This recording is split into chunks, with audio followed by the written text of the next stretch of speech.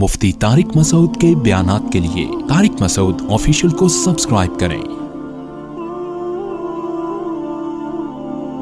طارق مسعود official.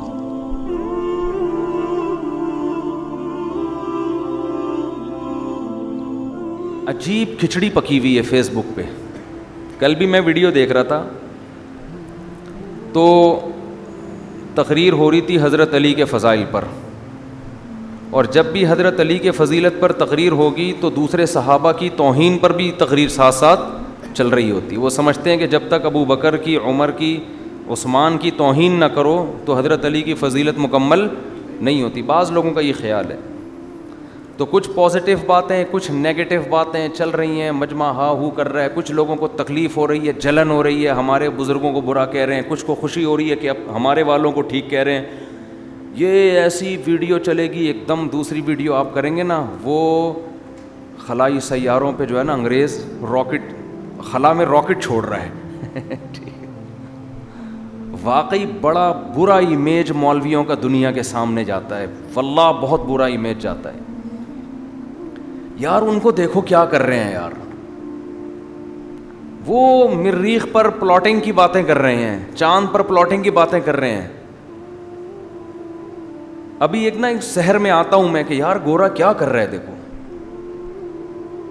کہ وہ پھر ایک کل میں نے ویڈیو دیکھی BBC نے چلائی ہے، وہ چھلانگ لگائی ہے اس نے خلا سے تھوڑا سا نیچے۔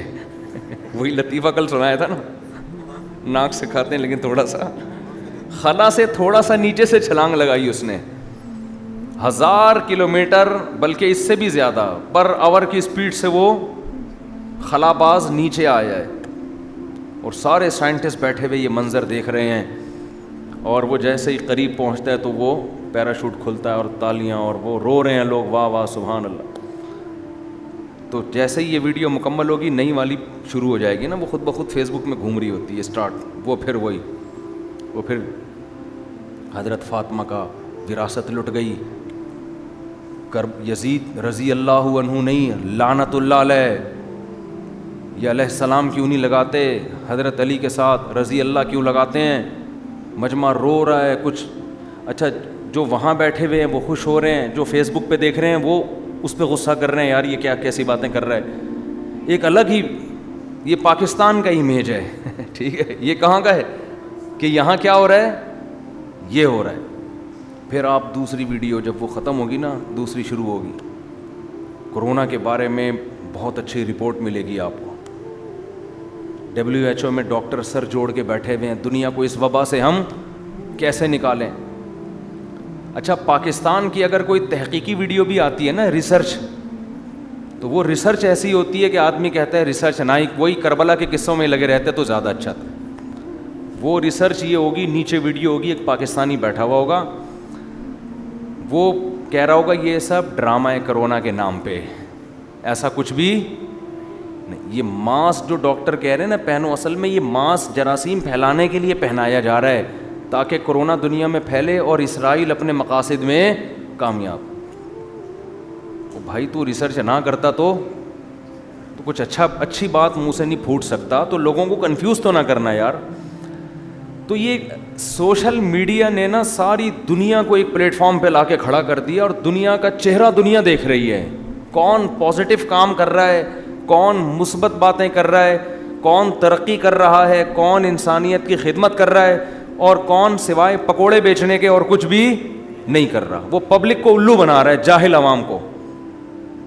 بہت برا امیج جاتا ہوگا ہمارا دنیا کے سامنے۔ لیکن مجھے ایک چیز کا یہ ہوتا ہے، میں خود بھی سوچتا ہوں کہ ہم کون سا ناسا میں اپنے سیارے چھوڑ رہے ہیں مولوی لوگ، ٹھیک ہے نا، ہم کون سا ناسا میں جاب کرتے ہیں اور وہاں، تو افسوس اس پر نہیں ہوتا، افسوس اس پر ہوتا ہے کہ ایک تو جاہل مولویوں پہ ہوتا ہے جنہوں نے اسلام کا یہ امیج، دوسری بات یہ کہ یہ فیلڈ تو ہمارے یونیورسٹیوں کے لوگوں کی تھی نا، ان کو چاہیے یار وہ اتنا کچھ کر رہے ہیں تو تم بھی تو کچھ کرو تاکہ کربلا کے قصوں سے لوگ نکلیں، فیس بک پہ یہ چیزیں آئیں۔ اب دیکھو پاکستانی اگر خلا باز ہوا میں جائے اور چھلانگ لگائے پھر تو یہی ویڈیو ہر جگہ نظر آئے گی، ملین سے بھی زیادہ اس کے ویورز ہوں گے، بھائی ہمارے ملک کبھی کوئی آسمان میں گیا اور وہاں سے جا کے اس نے چھلانگ لگائی, لیکن اس قسم کی چیزیں نہیں ہیں تو پھر یہ والی چیزیں آ رہی ہیں ٹھیک ہے, پھر یہی آئیں گی مارکیٹ میں, یہی تحقیقات آئیں گی کہ یہ سب ڈرامہ ہے, چاند پہ کوئی نہیں پہنچا اور WHO الو بنا رہی ہے لوگوں کو, یونائٹڈ نیشن الو بنا رہی ہے. پھر میرے پاس یہ رپورٹ ہے, اور وہ اس دن جو ٹیکہ لگایا تھا اس سے 6 بندے مر گئے تھے, دیکھو وہ کورونا کی ویکسین لگا کر آیا, منہ سے جھاگ آ رہا ہے اس کا, یہ دیکھو جھاگ دیکھو, اس کے جھاگ دیکھو, پتہ نہیں کیا کیا کیا کیا ٹرم پٹرم شٹرم سب آ رہا ہے. تو خیر اسلام جو ہے نا, اسلام قرآن سے سیکھو, اور قرآن بھی اس سے سیکھو جو اصل قرآن بیان کر رہا ہو, ورنہ آج کل ہر آدمی قرآن سے اپنے مطلب کی چیز نکال رہا ہے. یہ بھی بہت بڑا ٹیکنیکل ایشو ہے. قرآن کی آیتوں کو توڑ موڑ کے جدھر کو چاہو فٹ کر دو, سیدھا سیدھا قرآن نہیں بیان کرتے جو قرآن سیدھی سیدھی بات کر رہا ہے, گھماتے ہیں قرآن کی آیتوں کو. میں تو دیکھتا ہوں فیس بک پہ خطیبوں کو نا, کہاں کی آیت کدھر اٹھا کے فٹ کر رہے ہوتے ہیں, کون سی آیت کدھر جا کے لگا رہے ہوتے ہیں. اللہ کا خوف نہیں آتا ہو بھائی, یہ آیت اس بات کے لیے نازل نہیں ہوئی ہے. لیکن وہی یہودی جو کام کرتے تھے, یحرفون الکلم عن مواضعہ, یہودی کیا کرتے تھے کہ جو آیت کا اصل مفہوم ہے اس سے ہٹا کے دوسری جگہ فٹ کر دیتے تھے اس کو, آیت کو اصل مفہوم سے ہٹا دیتے تھے. جس کو اپنے فرقے کو پروموٹ کرنا ہے وہ اپنا فرقہ قرآن سے نکال رہا ہوتا ہے, جس کو دم درود کو پروموٹ کرنا ہے وہ جن چڑیل بھوتوں والی آیتیں نکال کے لوگوں کو ڈرا رہا ہوتا ہے. ٹھیک ہے نا, وہ اس پہ کر رہا ہوتا ہے.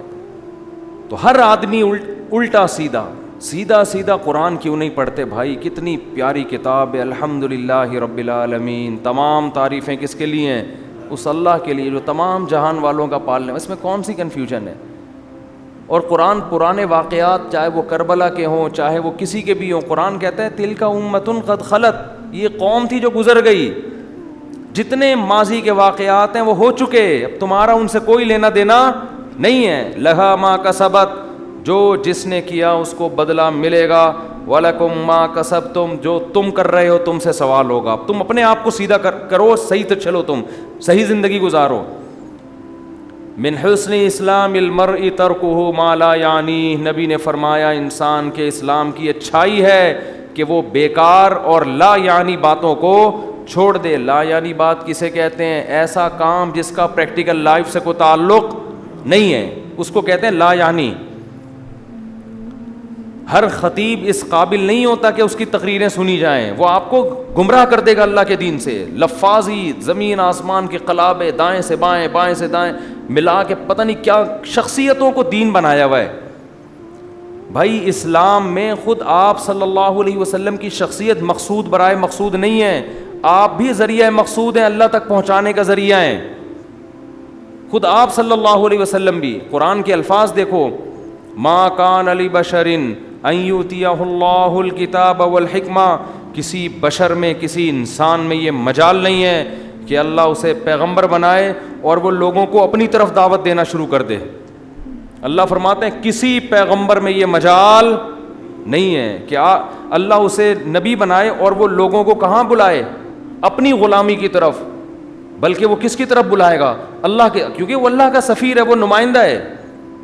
لیکن آج دیکھو, چاہے پیغمبر کی ذات ہو چاہے اہل بیت کا مسئلہ ہو, تقریروں سے ایسا لگتا ہے کہ خدا مقصد نہیں ہے, ان کا مقصد اہل بیت ہیں, یہ اصل ہیں, اللہ بعد میں ہے. قرآن جتنا تذکرہ اپنا کرتا ہے نا اللہ کا, اتنا کسی اور کا نہیں کرتا. اپنا انٹروڈکشن کرا رہا ہے قرآن, یعنی اللہ کا, کیونکہ اللہ کی کتاب ہے نا. شروع اللہ کے تعارف سے, ختم اللہ کے تعارف پہ, درمیان میں اللہ کا تعارف. پوری صورتیں نازل ہوئی ہیں. اللہ لا الہ الا هو الحی القیوم, اللہ وہ ذات ہے جس کے سوا کوئی عبادت کے لائق نہیں. الحی زندہ ہے, القیوم ہر چیز کو تھامنے والا ہے. لا تأخذہ سنۃ ولا نوم, اسے نہ نیند آتی ہے نہ اونگ آتی ہے. لہ ما فی السماوات و ما فی الارض, جو کچھ آسمانوں میں جو کچھ زمینوں میں ہے سب کا تن تنہا مالک ہے. ولا یعودہ حفظہم یعلم ما بین ایدیہم وما خلفہم, جو کچھ تمہارے سامنے ہے جو گزر چکا سب کچھ جانتا ہے. ولا یحیطون بعلمہ الا بما شاء, بشیء من علمہ الا بما شاء, تم اللہ کے علم میں سے کچھ بھی نہیں جان سکتے جب تک اللہ تمہیں علم نہ دے, ورنہ تمہارے پاس کچھ بھی علم نہیں ہے. اور کیا فرمایا؟ ولا یؤودہ حفظہما, زمین اور آسمان کی حفاظت اسے تھکاتی نہیں ہے. وہو العلی, وہ زبردست مرتبے والا, العظیم, بہت عظمت والا ہے. تو پورا قرآن ایسا ہی ہے. تو اللہ تو اپنا تعارف, ہم عبادت کس کی کرتے ہیں, نبی کی یا اللہ کی؟ دیکھو آپ صلی اللہ علیہ وسلم کا جب انتقال ہوا تو صحابہ کو بہت محبت تھی. حضرت عمر نے کیا فرمایا؟ جو یہ کہے گا نبی کی موت واقع ہوئی میں اس کی گردن اڑا دوں گا. تو حضرت ابو بکر ممبر پہ کھڑے ہوئے, تقریر کی. کیا فرمایا؟ یا ایھا الناس, اے لوگو, من کان منکم یعبد محمدا فإن محمدا قد مات. دیکھو تم میں جو محمد صلی اللہ علیہ وسلم کی عبادت کرتا تھا, تحقیق محمد پر موت واقع ہو چکی ہے. کیا مطلب؟ جو نبی کی عبادت کرتا تھا اس کی عبادت برباد, کیونکہ وہ تو دنیا سے چلے گئے. کیسا عقیدہ یہ نبی نے مضبوط کیا ابو بکر کا. حالانکہ سب سے قریبی کون ہے؟ ابو بکر. سب سے محبت کرنے والے کون ہیں؟ ابو بکر. اور آگے کیا فرمایا؟ ومن کان منکم یعبد اللہ, جو اللہ کی عبادت کرتا تھا, فإنہ حی لا یموت, وہ آج بھی زندہ ہے, اس پر موت واقع نہیں ہوگی. تو کیا مطلب؟ تمہارے حوصلے پس کیوں ہو رہے ہیں بھائی؟ جس خدا کو خوش کرنے کے لیے تم محمد صلی اللہ علیہ وسلم کے ہاتھ پر تم نے بیعت کی, وہ خدا تو آج بھی موجود ہے, اسے موت نہیں آئے گی. حضرت عمر یہ آیت سن کے کہتے ہیں مجھے ہوش آیا, مجھے ایسے لگا جیسے میں نے پہلی دفعہ یہ آیت قرآن میں تلاوت کی ہے. اسی وجہ سے تو ابو بکر کا بہت اونچا مقام ہے. تو آج دیکھو شخصیتوں کو کیا بنایا ہوا ہے, بولو, کبھی فلاں کے فضائل پر تقریریں, کبھی فلاں کے فضائل پر تقریریں, کبھی فلاں کے فضائل پر تقریریں, کبھی. بھائی حضرت علی اہل بیت میں آپ کا اونچا مقام کیوں؟ زہد کی وجہ سے نا, اللہ سے تعلق کی وجہ سے. تو آپ بھی اللہ سے تعلق پیدا کرو نا. بہت مشکل ہے بھائی. آپ بھی کیا کرو تاکہ اللہ کی نظر میں آپ کا بھی کچھ مقام بنے. اللہ کو پس پش ڈالا ہوا ہے. اور چلو حضرت علی کی فضیلت بیان کرو, اچھی بات ہے, دوسروں کی تنقیص کیوں کر رہے ہو؟ یہ کون سا طریقہ ہے؟